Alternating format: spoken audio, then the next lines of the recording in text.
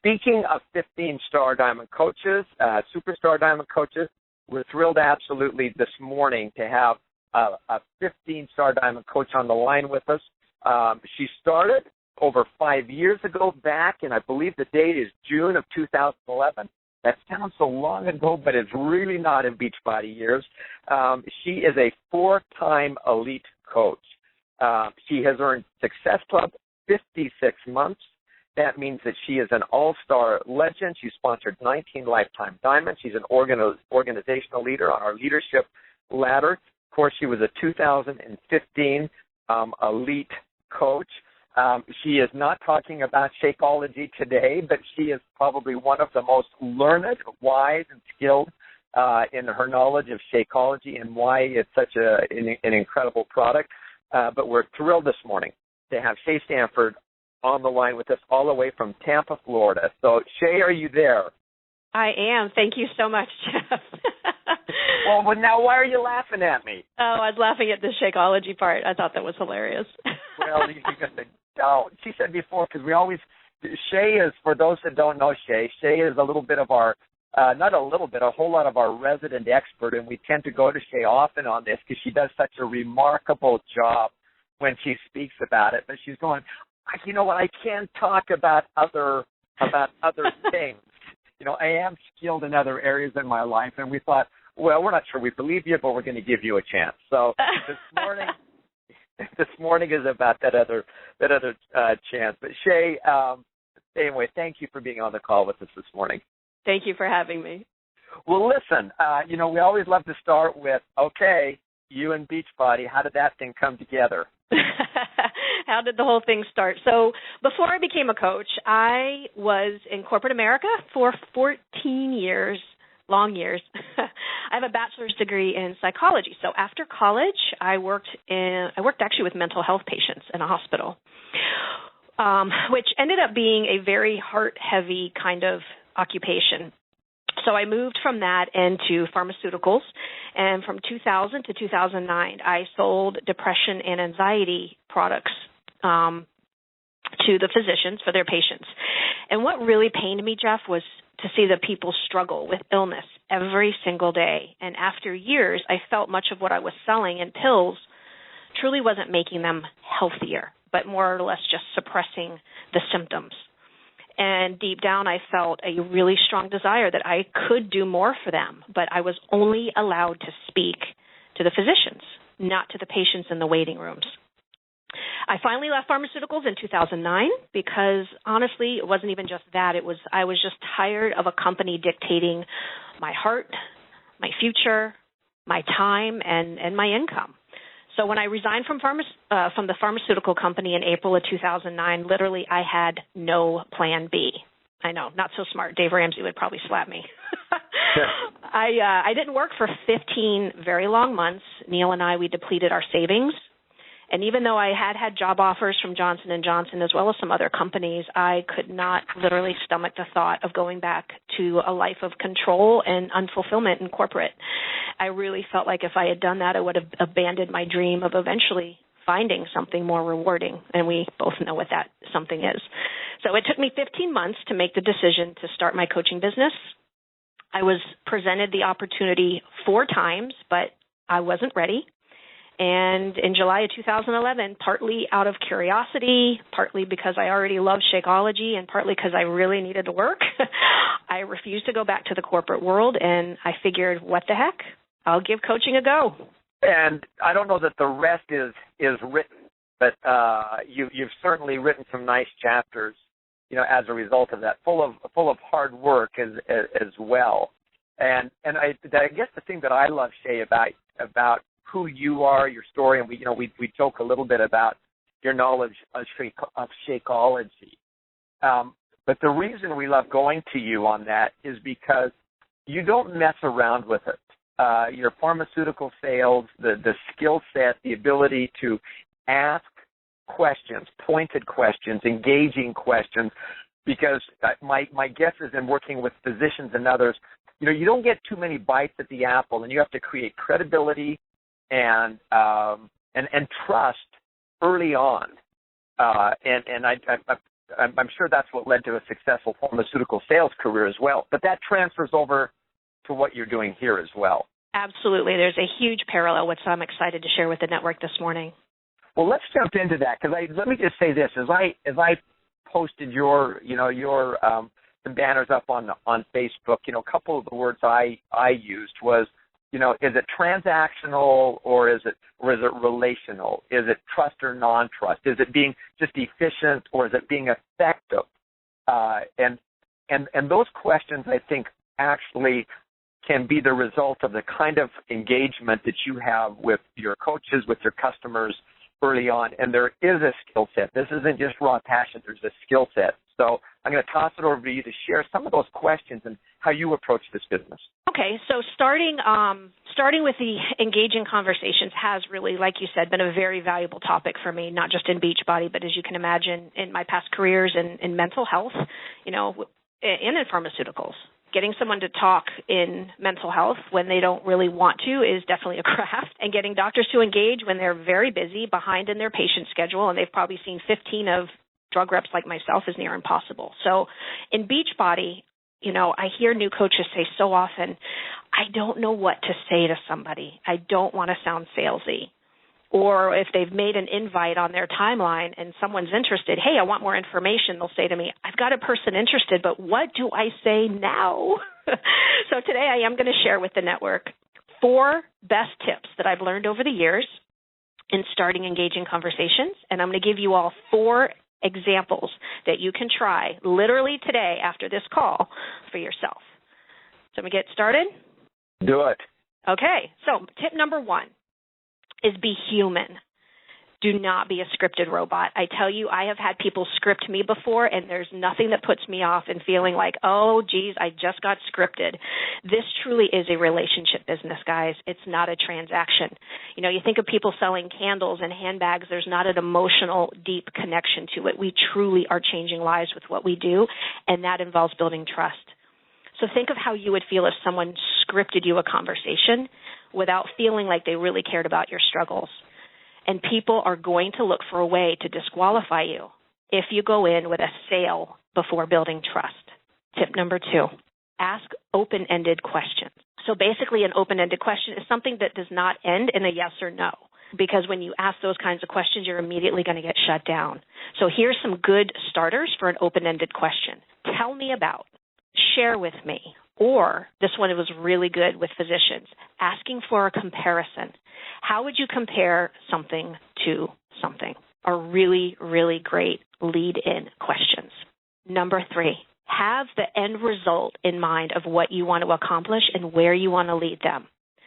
So find their need and connect with how we can meet it with our products. Because you think about it, guys, our job is to meet people's needs with our products. You already know what our products offer. So our end in mind questions help them discover the same thing, but it feels like it's on their terms without us pushing it onto them. So have an end result in mind. Tip number 4, coaches will say all the time, but I'm not a salesperson. And I will tell them, you know what? Awesome. Because sales isn't about talking, guys. People think that the best talkers are the best salespeople. Sales is about listening. Trust me, if you are actively listening to people, you will not be at a loss for questions, because the very next question will come naturally to you and it will make sense. And I will tell you the biggest facepalm when it comes to listening is interrupting. So interrupting basically tells the person, I'm not interested in hearing any more about what you're saying because you need to hear what I want to say.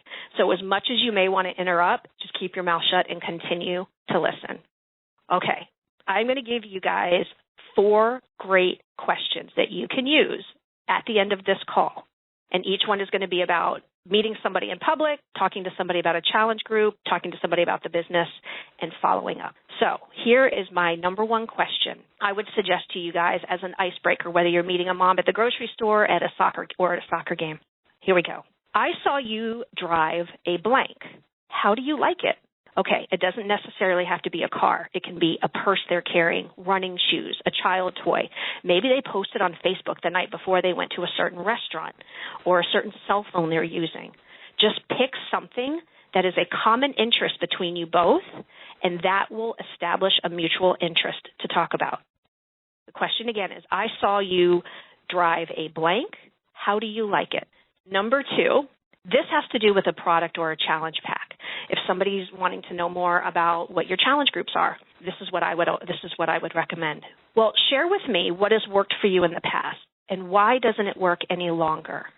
I'll tell you guys, their answer when you ask them this is going to give you a ton of information. Number 1, it establishes their interests, yet it also has them admit their struggles. 2, it gives you an awesome way to fill in the holes of where they're struggling. So maybe they'll say, you know what, I used to love going to the gym, but after having kids, I don't have time to go to the gym or to cook healthy. Well, with that, I'm going to go, first of all, I'm going to relate to them and share, you know what, our programs you can do at home. It's going to save you money and time, and there are 30 minutes. I'm going to share that we have easy meal replacement shakes. That's going to save them time, headed out the door, and really super easy portion control programs. And then I may even go a step further and relate that I used to struggle as well after I had kids. And as a coach, I now offer support and tips online for women just like us. Would they be open to hearing more? And asking if they would be open makes them feel connected. And let's face it, no one wants to be considered closed. So then you're leading them for a continued conversation. Number 3, for the business opportunity. And I think this is one that a lot of coaches sometimes get jammed up on. So this is super simple. Tell me about your current job and how would it compare to, say, your ideal job? The end in mind is this. People either have time or money, generally, but rarely do they have both in one career. And as coaches, we want to help them discover which one is their void. So, for example, in pharmaceuticals, I made great money. Had company car, a lot of perks. But honestly, I had very little time or flexibility to enjoy my income. My vacations were limited. I missed a lot of time with my kids doing dinners with physicians, and pretty much my life was regulated. Or think of people in the service industry, like hairdressers or servers. They have time, they have flexibility, but if they're not working or they're sick or they're vacationing, they don't make money. So in college, I waited tables, and I sprained my ankle, and I couldn't walk for 2 weeks, and I literally missed 2 weeks of work. I had time, but little money. And if I wanted to earn more, I had to pick up even more shifts. So for the business opportunity, a comparison question really helps you understand what they would love more of: time, money, security, or maybe even all of it. Once you know that, you can relate what you have seen Beachbody do for others or for yourself and ask if they would be open to hearing more about what it may do for them. Number 4, follow-up. And this is one where I see a lot of coaches get jammed up. They'll talk to somebody sometimes for months, and they've answered all their questions, they've done everything, and the person just still hasn't bought, and they don't know what to say. So if they're on the fence and they've committed to buy but just have not pulled the trigger, and you've addressed all their concerns, one of the things I learned in pharmaceuticals, if you have done all that, you have earned the right to ask and say something like this. I'm really excited for you to start feeling better and get in that dress by your reunion. I am confident my challenge group will give you the very support you need. Share with me what is holding you back. So you're revisiting kind of their why, and then you're asking what is holding them back.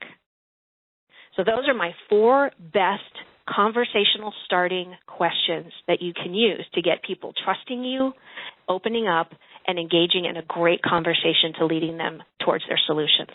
So, Shay, as I'm listening to you, I was really slow to interrupt because I wanted you to know I was listening to you. But no, in all seriousness, I mean, if I'm a coach out there listening to this, I hope what's happening is that you are seeing the progress on this and how powerful these questions are, because they are pointed questions, but they do lead everything to a decision point. And you're probably, a lot of these questions are questions that people haven't really thought about. I mean, the answers really, really well. And the fact that you're willing to ask them those types of questions and then listen really can create a powerful moment for you and a powerful respond, if you will. Does that bear out in your experience, Shay? Absolutely, and these questions are simple and duplicatable. So, what I've pretty much done is I've created my little toolbox of questions that I'll use in certain situations, and then that way addressing and starting conversations with people becomes easy because I don't have a ton. I just have a few that I use in certain situations, and they really have helped build trust and help there be a mutual understanding and connection between me and who I'm talking to. So my guess is that the first time that you've developed these questions and you've been good enough to share these questions with everyone. So I truly consider this to be a best sharing of best practicing, and for coaches to leverage. I mean, how long did you say you were in the pharmaceutical and in the other business? I was in mental health. I was in mental health for about a year and a half, and that was a tough question too. But I was in pharmaceuticals for 10 years. Yeah, so here we are. We're taking those 11 years and then plus 5 years or so that you've been in Team Beachbody and developed a superstar business, and you've condensed into these great questions for the coaches. And so we're the beneficiaries of what you're sharing right now. But you had to perfect those. And my guess is as you went along, did you do kind of an evaluation process, or did you at first here's a better way to ask that question, or here's how could have asked that a little bit more effectively, so that there's an iterative refining process. Do you still do that, or did you do that? I definitely did that, kind of tweaking, and everything is a learning process. So as you guys are using these questions, you may find it works a little differently than you, or conversations go in a different way. And I would definitely empower every single person on this call to use this as a start, but not an absolute. So take the questions and kind of make them your own so they feel natural to you, and refine them for yourself so that they flow and just feel not only natural, but get the results and get the conversation in the direction you want. So here's a question or a point that you made, and I want to know how you connect these two pieces. You said, basically begin with the end in mind. What's your purpose for having this conversation? The challenge is for most of us is it's one of those things where, it's the 28th of the month or the 30th of the month. I want to achieve Success Club, or I need to qualify for this rank. My end in mind is to get one more person signed up on a challenge pack, and that's weighing heavy. How do you check that against the person that you're talking to, their needs, and what they really want? So there is kind of back to the follow-up where you reiterate you kind of go back to their why. This person told me they wanted to fit into a dress by their reunion. They wanted go back to things that they shared with you in the beginning of the conversations that you had with them. Revisit those, just like we would revisit our why in this business, so that you're reinforcing that need, that desire for them. And then even, if it's the 28th or the 31st and it's, the very last minutes of the month, getting them to share with you what's holding them back. You want to extract whatever is left that's holding them back so that you can address it, and then, again, get them to commit by the end of the month. And then sometimes going a step further and saying, you know what, I'm really excited for you to get started. Share that excitement and that passion. I want you to be a part of my April group. Let's make this happen. How can I get you to start working on yourself? And I guess the piece is you have to do that in order to make sure that their why speaks louder than your why. Because, I see a lot of salespeople that, it's very transparent that what they want is, I've just got to make this, quote unquote, I got to make the sale, I got to make the number, and people will feel like they are just that unless you connect this back to what they want, what their purpose is, and that's the whole reason you ask these probing, engaging questions where you're listening well. Exactly. And it builds trust, and it makes them feel like you care. Imagine walking into a dealership and a car guy wants to sell you a sports car, and you have 5 kids. If he hasn't asked you any questions or learned about you, you kind of feel off that he's trying to push something, his own desire, against what you're wanting to do. So excellent questions. I've got 2 more for you, then we need to wrap. Okay? Typically, Shay, about one of the second questions I always ask is this idea of So you jumped into the business. It took you 11 months or whatever that was, or 15 months before you really went after this. And then there's these moments or this time when you really got traction in your business. You were what I would describe as, you came in as a professional. You came in with a certain set of skill sets. Yet there's still times when things start to take off. Did you have one of those moments, or did it just click? Or what turned the table for you a bit in this business? Oh, absolutely. Yeah. You know what? That has to do with my brand. And when I finally followed my brand and not other people's brands. So what I mean by that is I started sharing things with people, both in person and on Facebook, that were important to me. And with obviously my history of what I've done, it's very important for me to feel like I am making a difference in people's health in this world. And I know many coaches start this business for the fitness and to promote the physical aspect, but my true interest and passion was more about helping people feel better and get healthier through nutrition, specifically Shakeology. Partly because I saw so much preventable sickness sitting in waiting rooms for many, many years in these doctors' offices. I mean, we've got a big job to do as coaches. We really do. And partly because after I did HCG shots, after I had my son to try and lose the baby weight, like many women do, they get desperate and try, extreme measures. And I had a breast cancer scare from all the, quote, natural chemicals I had put in my body. So once I started sharing why health was so important to me and what I learned, I had started to attract a certain niche of people highly motivated by the internal health change. And so it was definitely when I started following my brand. Yeah, that's nice. So, okay, so if you were to take everything that you've shared today, okay, you're a closer, Shay, you're a, like I say, a skilled. If there was one takeaway now, you netted this thing out for all the coaches on the line, what would you say they need to do? What behavior looks like to be successful? My call to action for every single coach on this call or listening to the recording is to design and practice some engaging conversations that you're comfortable with and that you can use often. Create that tool belt of conversations, both for random people you meet, for people with the challenge groups or challenge packs, for the business opportunity, and for following people up, and become very comfortable with them. And most of all, follow those tips.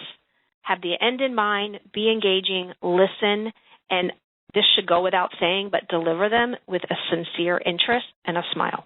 Perfect. Well, Shay, thank you so much. I love the conciseness and the actionable aspect of this, and just the heart's there, but the skill set's there as well that will drive results. So thank you so much for being willing to get on and share a number of years of practice and refining. Thank you so much. Thank you, everyone, for being on the call. Thanks, Shay. And next time we'll have you talk about Shakeology. Of course. Of course. Okay, listen, coaches.